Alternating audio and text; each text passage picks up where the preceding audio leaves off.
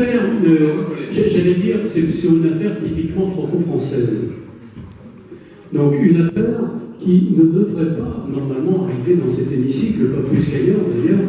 Ça devrait être réglé par une petite circulaire tout de suite et les choses seraient clarifiées directement.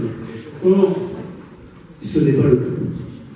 Ce n'est pas le cas, c'est-à-dire que les signes diacritiques des langues régionales ne sont pas acceptés par le droit français, et donc quelqu'un qui s'appelle Fanch, par exemple, eh bien, on ne peut pas l'écrire avec la prononciation, c'est-à-dire que le tilde est tout simplement défendu dans l'écriture en France.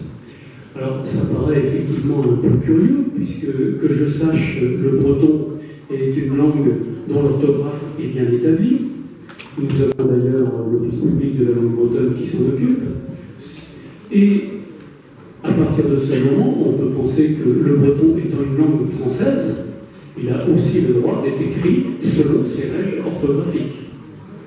Or, c'est ce que refuse quelque part la circulaire qui a été, qui vient en fait depuis 2014 effectivement au ministère de la Justice.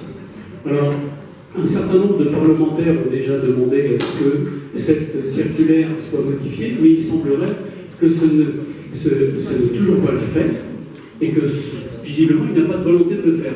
Alors l'actualité vient quelque part de nous rattraper, puisqu'il paraît qu'il y a un secrétaire d'État qui a été nommé et qui s'appelle justement Núñez. Oui, ou Nun si vous voulez, puisqu'il n'a plus le droit lui non plus à son tilde normal. Voilà, donc ce veut pour qu'on appuie en disant que bon, cette situation n'est pas normale.